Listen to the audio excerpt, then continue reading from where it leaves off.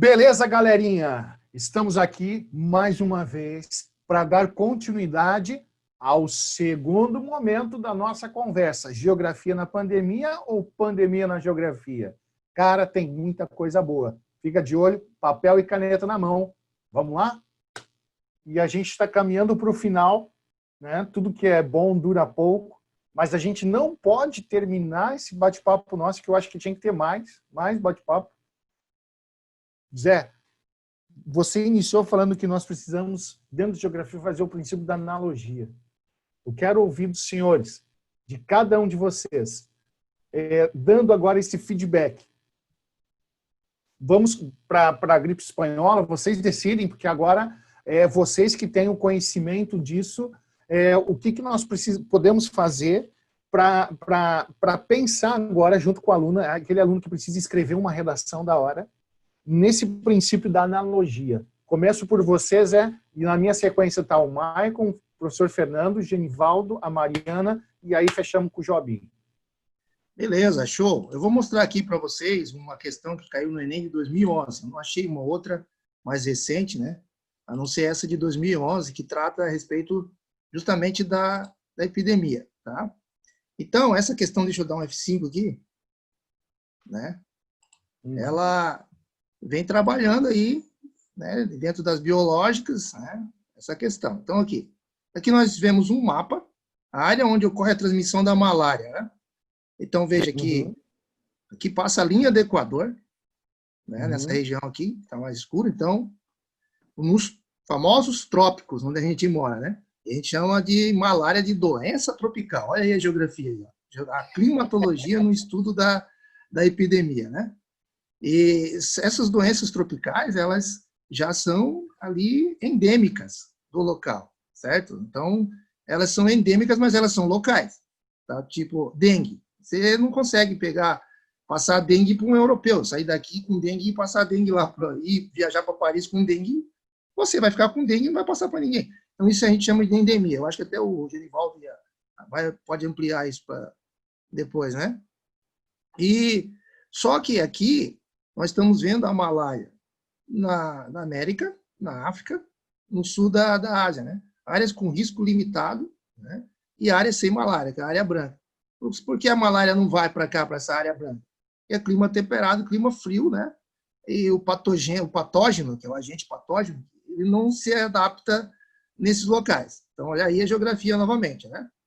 Então, a pergunta é a seguinte: o mapa mostra a área de ocorrência da malária no mundo, considerando-se a sua distribuição na América do Sul. A malária pode ser classificada como endemia, pois se concentra em uma área geográfica restrita desse continente, peste, já que ocorre nas regiões mais quentes do continente, epidemia, já que ocorre na maior parte do continente, né? Aqui está falando da América do Sul, né? Tá? Surto, pois apresenta ocorrência em áreas pequenas, ou pandemia, pois ocorre em todo o continente. Né? A gente está vendo aqui, ó, que a malária, né, ela está ocorrendo na América do Sul, ela ocorre na África e ali na região do subcontinente asiático. Né? Então, ela ocorre em locais geograficamente delimitados, especialmente devido à sua climatologia, certo? Qual seria a resposta aqui? Né? Seria a letra A, né? Endemia, pois se concentra em uma área geográfica restrita desse continente. A gente pega lá, por exemplo, no norte, né, do Brasil, região do Amazonas, né? Especialmente, lógico que tem outras regiões, em que nós temos a malária. Então, isso aqui aconteceu em 2011, pessoal, ok? Agora, o Michel falou da questão para finalizar aí essa questão do princípio da analogia, né? Olha, pessoal, nós tivemos a gripe espanhola que matou 50 milhões e alguns técnicos falam até 100 milhões de pessoas no mundo, tá? Em 1918. Porque era a Primeira Guerra Mundial. As pessoas, era a Primeira Guerra Mundial, os soldados viajavam, né? Voltavam para casa, iam de volta para os seus países, e matou uma faixa etária de adultos jovens, ao contrário do Covid-19, né, que prefere idosos. A gripe espanhola matou adultos jovens, entre 20 e 40 anos. Né? E não surgiu na Espanha. Né? Há estudos que dizem que ela surgiu nos Estados Unidos. E os soldados americanos é que levaram para lá. E como havia muita censura na época da Primeira Guerra Mundial, e a Espanha não entrou na censura, ela não entrou na guerra, então ela não censurava os dados. Então ela dizia os dados contaminados, né? Então parecia aos olhos do observador primário que a Espanha era o país epicentro da gripe espanhola, mas na verdade não. Então, assim, gente, o que a gente, para concluir, assim, para não tomar mais tempo, né? O que a gente pode concluir sobre o papel da geografia? O papel da geografia faz esse panorama, e se os geógrafos tivessem sido ouvidos desde o início do planejamento urbano brasileiro, nós não teríamos esses bolsões de miséria que nós temos hoje em São Paulo, Rio, Belo Horizonte, Florianópolis, nas grandes capitais, né? Centros regionais, que esse povo vai sofrer, está sofrendo já, que não tem um acesso à saúde de qualidade, não tem uma renda suficiente para buscar um tratamento médico mais eficaz. Então, houvesse planejamento urbano, né, e nós iríamos ter bairros com saneamento básico, com iluminação, com creches, com postos de saúde, né, e não bairros sublocalizados, submoradias, como a gente tem em São Paulo, Rio e nas grandes cidades do mundo. E um sistema de saúde único que a gente tem, que não dá conta de tratar, né, todos esses contaminados, tá? Então esse é o nosso grande dilema hoje. Jobinho, com você, mestre. Opa, então vamos lá. Cara, eu fico até envergonhado de falar depois do Zé, porque o Zé fala tudo que a gente queria falar, mas ele tem coragem, né? Que é isso. Tenho um carinho muito grande por você, Zé. Zé, a recíproca é verdadeira. O Zé cuidou do meu menino lá durante um ano, lá no IASC. O Zé é o meu mestre, cara. Eu sempre falo isso para os alunos. Eu sempre falo para os alunos, eu falo assim, cara, o dia que eu chegar no dedinho do Zé, eu digo que eu sou professor. Sempre falo isso para os caras. O Zé é a mente do cara, assim, cara, é fantástico. O Zé, eu tenho um carinho muito grande e hoje eu tenho um ideal a ser alcançado que se chama Genivaldo. Genivaldo é outro professor aí fantástico, né? Professor de geografia, é uma das minhas inspirações. De vez em quando eu recorro ao Genivaldo ali para ele me dar um help. Menos. Mas, gente, isso aí tudo que você está falando, o Zé falando ali, me lembrei de uma reportagem que eu vi há algum tempo, um rapaz numa favela, ele dizendo: o governo está fazendo campanha sobre higiene, que a gente tem que lavar a mão, andar com as mãos sempre limpas, mas como se a gente não tem água? Como que nós vamos lavar as mãos se a gente não tem água? Né? Então, essa coisa, esse princípio da analogia, quando a gente olha as pandemias passadas, né, e a gente vê ali a gripe espanhola fazendo aquele estrago muito grande, percebe que a gente ainda tem muito... o problema é que a gente tá querendo separar. O problema é doença, é biologia. Mas, aí volta para os princípios da geografia, né? Da conexidade. Mas não é só isso. Tudo é uma bola de neve, né? Tem aqui, tem ali. Então, como o professor Fernando falou, a questão da desigualdade social, a questão do aumento da pobreza. Então, tudo isso vai envolvendo, e aí a gente vai ver a geografia é muito importante, né, para tudo isso. Jobinho, grande Jobinho.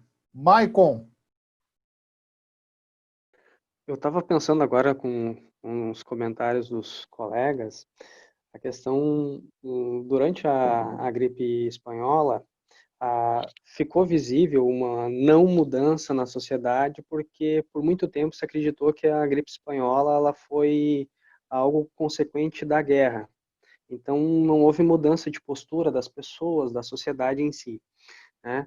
Na Segunda Guerra, houve a necessidade, percebeu-se a necessidade de que órgãos maiores. E aí, quando o prof. José estava falando da questão do aumento do papel do Estado, eu fiquei me lembrando justamente da ideia da criação de órgãos internacionais que fizessem a mediação entre as nações, entre o papel dos Estados, não somente dentro deles mesmos, né, mas também nas relações entre eles.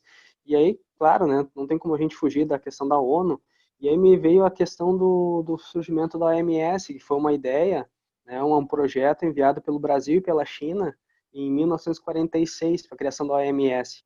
E eu acho que seria bem interessante para os nossos estudantes eles prestarem bastante atenção na questão do papel da OMS, né? Ou seja, é um órgão, a Organização Mundial de Saúde, que tem um papel de organizar, né, e de certa forma monitorar todas essas questões de saúde a nível global.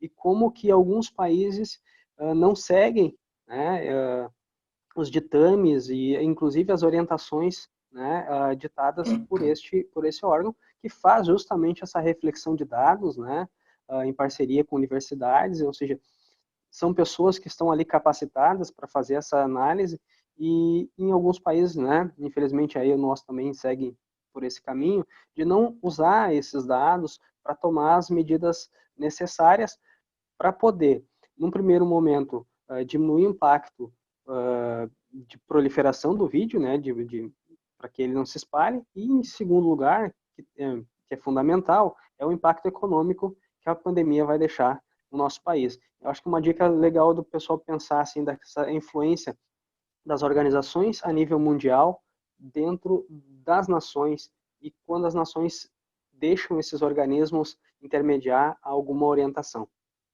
Show de bola, professor. Professor Genivaldo. Opa, beleza.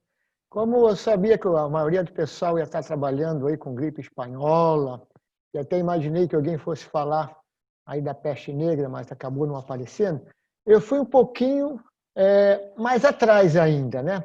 Não se tratava, né, não foi uma pandemia propriamente dito, foi uma endemia, mas ocorreu ali, né, no ano 540 da nossa era cristã, só para a gente ver como que esses problemas eles já ocorrem já de longa data, né? Foi a chamada praga de Justiniano, né, que era o nome do imperador ali, né, do Império Bizantino em si.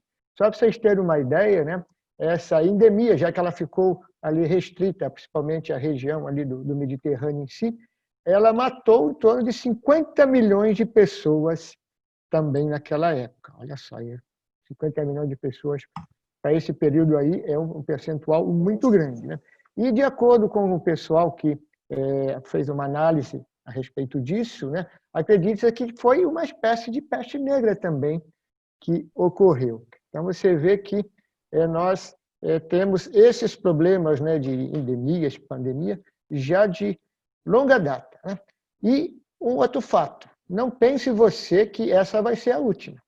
Nós não vamos ficar parado aí só com esse Covid-19. Quem sabe já está vindo o Covid-20 aí, não sei, né? Então vai vir muita mais coisa ainda aí, né? Então nós temos que... Professor, hoje saiu nos jornais que está um novo surto de ebola na África. Olha aí, então as coisas vão em volta. E no tempo que nós estamos vivendo, que a gente acredita, né, que estamos chegando no tempo do fim, mais coisas vão acontecer, né? Então nós temos que realmente saber estar preparado para isso, né? E fazer o quê? Então, estamos nessa daí, temos que aprender a conviver com esse tipo de situação.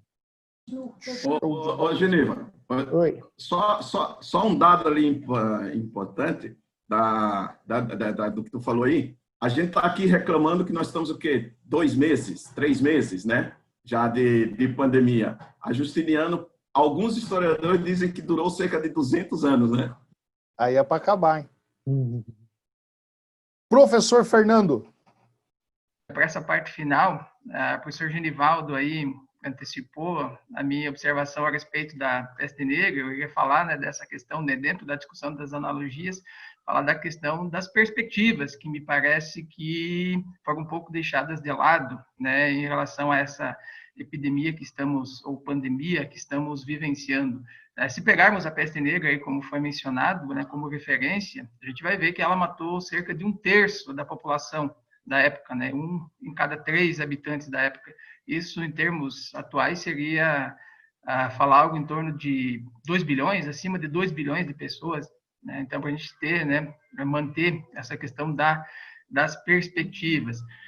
E, para finalizar, falando aí da questão do Enem, né, que foi o tema apontado de dicas, eu diria que o Enem, hoje, ele precisa ser observado, no mínimo, com 2 questões centrais, né, que é a nova proposta da BNCC, né, que traz aí, para quem tem acompanhado a discussão dos grandes conceitos, então isso já é uma tendência, para quem acompanhou, né, o último Enem vai perceber, que tem se focado muito nessa questão dos grandes conceitos, então as discussões, tanto que uma das propostas que tem se divulgado aí é do trabalho por área, né, o retorno dessa discussão em termos de áreas do conhecimento. Então, tenho trabalhado lá com os meus alunos, né, então, os grandes conceitos, o totalitarismo, enfim, né, o que é, o que caracteriza aquele grande conceito. E a outra questão que me parece vai influenciar diretamente no Enem é o momento, né? O governo, né? Esse novo modo, né? De se pensar, o MEC e quem está à frente dele,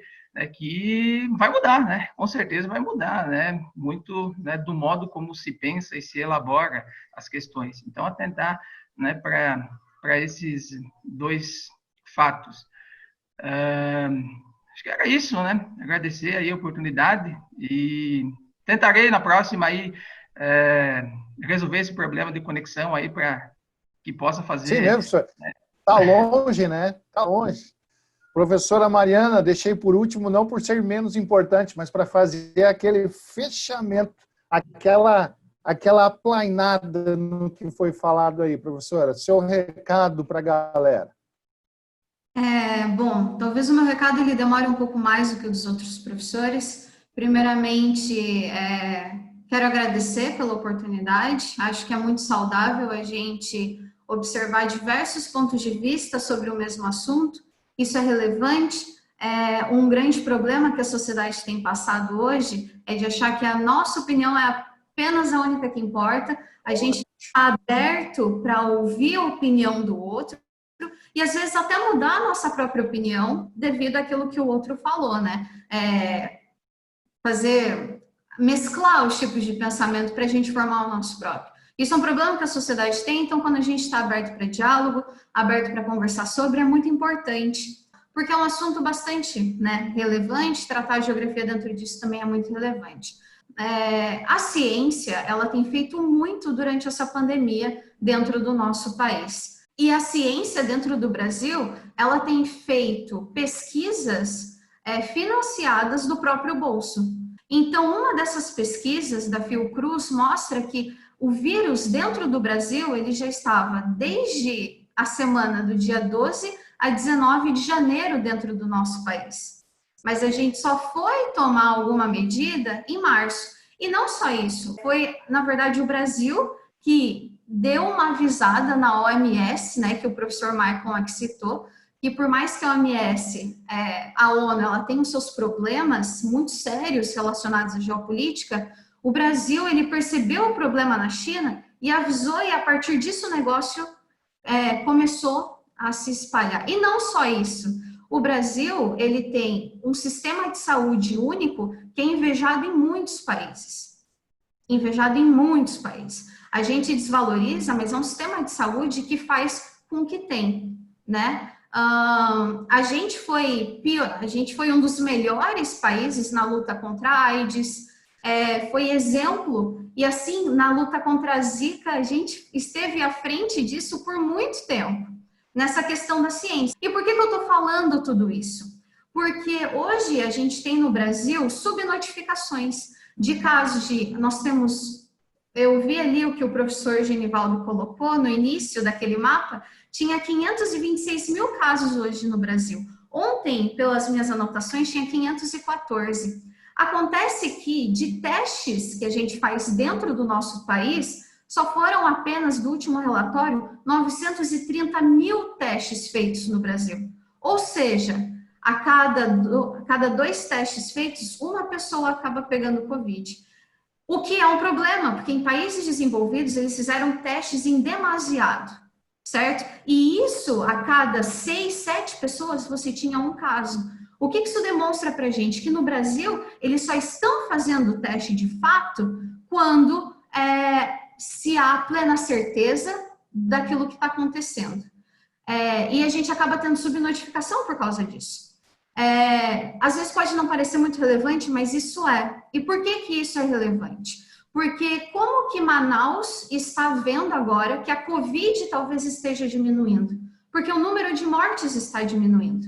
Então, eles estão medindo a diminuição da Covid devido ao número de mortes, não devido ao número de testes. Mas as pessoas precisam estar morrendo para a gente ter uma noção do tamanho da Covid dentro do nosso país.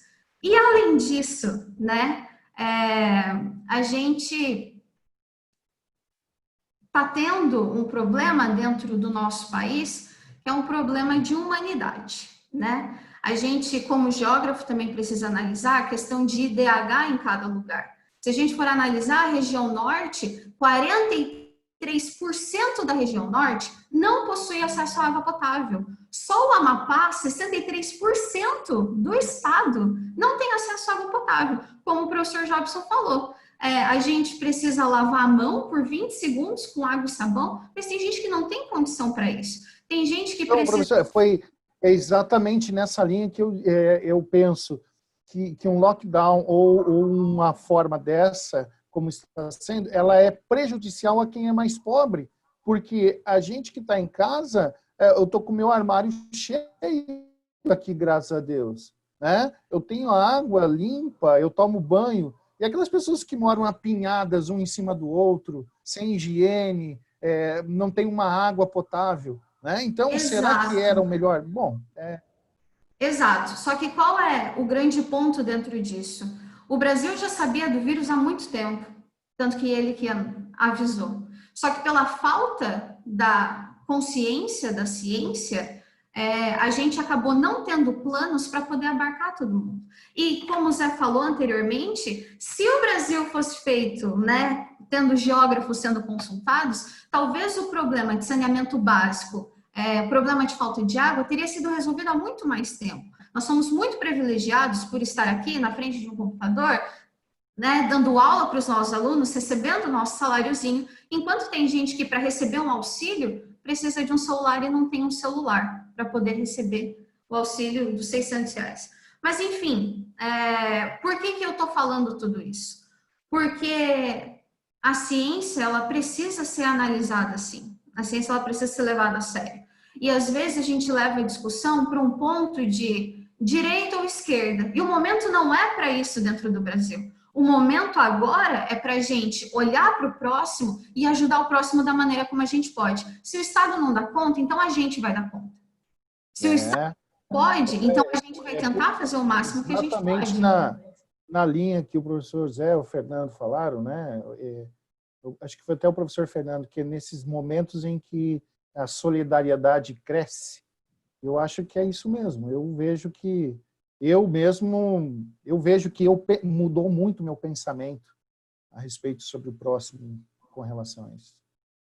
Sim, só que também dentro disso a gente não pode olhar para as pessoas e falar, não, só quem vai morrer são os idosos, né? A Covid, ela pega mais idosos, então a gente não pode olhar para isso e falar dessa maneira, porque a gente está fazendo segregação. Todas as vidas são importantes. Só que se eu tenho um alto contágio, né? Porque a Covid, o problema é o contágio rápido dela. A responsabilidade nossa está em cuidar das pessoas. A vida, ela não pode parar. A economia não pode parar.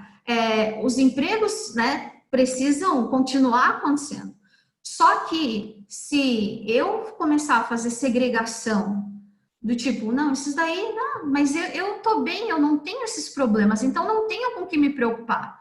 A gente basicamente vai fazer aquilo que muitos anos atrás foi feito. Não existe uma coisa de fato que é a única coisa certa a ser feita. Não existe, certo? Mas são coisas que a gente precisa pensar. São coisas que a gente precisa levar à reflexão. Nós todos aqui somos cristãos e a vida, ela é importante acima de qualquer coisa. Acima de qualquer coisa, a vida é importante. Eu até esqueci o que eu ia falar antes, mas o que eu quero deixar claro aqui é que a gente tem uma pandemia, até Eric Hobsbawm ele vai falar no... Eu vou esquecer o nome do livro agora, mas ele vai dizer no livro que o século XX, de fato, ele vai começar a partir da Primeira Guerra Mundial, porque a Primeira Guerra Mundial ela vai marcar um momento de mudança de pensamento das pessoas, mudanças de hábito, enfim. Talvez o ano de 2020, com isso que esteja acontecendo, seja de fato o início do século XXI, quando a gente vai ter mudança de hábito, mudança de paradigmas, mudanças de pensamento, mudança de tudo. Mas a gente precisa estar consciente e pesquisar. O fato da gente não pesquisar sobre as coisas nos coloca num estado de vulnerabilidade para aceitar qualquer coisa que venha. Então, a gente precisa estudar. Aluno que está ouvindo precisa estudar sobre o que está acontecendo no mundo hoje e no que aconteceu no passado. A história ela está fadada à repetição. Infelizmente, com outros protagonistas, mas está fadada à repetição. Por quê? Às vezes como comédia, às vezes como farsa, né? Exatamente, exatamente.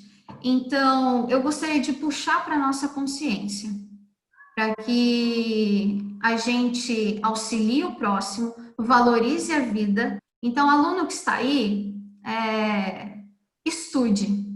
Estude porque é isso que vai nos ajudar de alguma forma a não repetir, ficar repetindo o tempo todo a história, né? Então, muito obrigada e desculpa pelo tempo.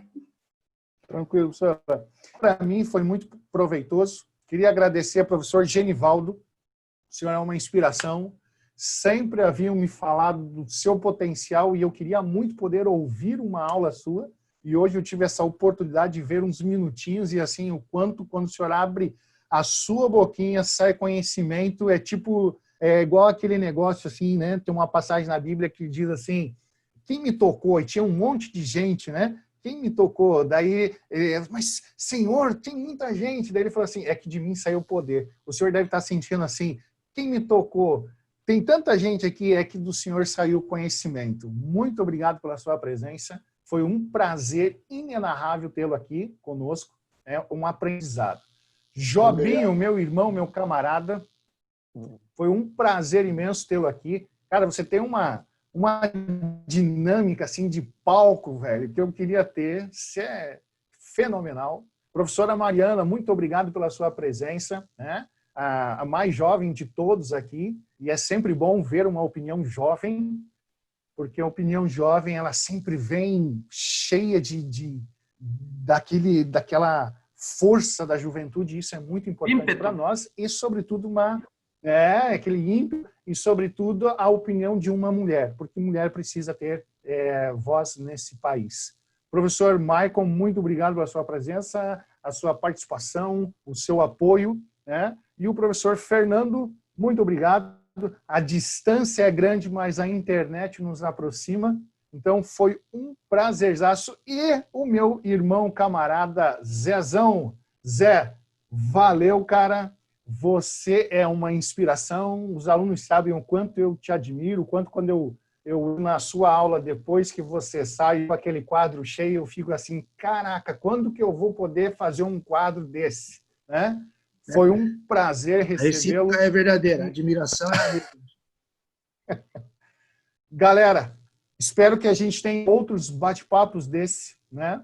E talvez um dia a gente misturar aí humanas com biológicas, com exatos, para a gente ver o pau pegar, né? Porque o legal é isso, ouvir as opiniões e a gente formar os nossos conceitos. Muito obrigado. Para você que está em casa, foi um prazer inenarrável. Espero que você tenha aproveitado, porque para mim a hora voou. Quando eu olhei aqui no relógio do computador, eu falei, meu pai!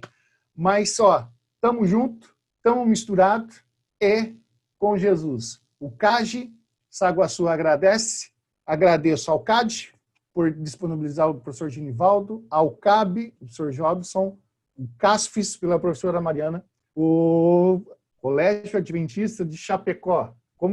Como é a pronúncia, professor? CAC. Colégio Adventista de Chapecó. Ótimo. O professor Maicon, parceiro do CAGE Saguaçu, e o Zé, parceiraço lá do IAESC. Todos representados, espero, alunos, que vocês tenham aprendido. Dúvidas, mandem no canal que a gente pretende respondê-las todas. Foi um prazer, um beijo e a gente se vê. Valeu?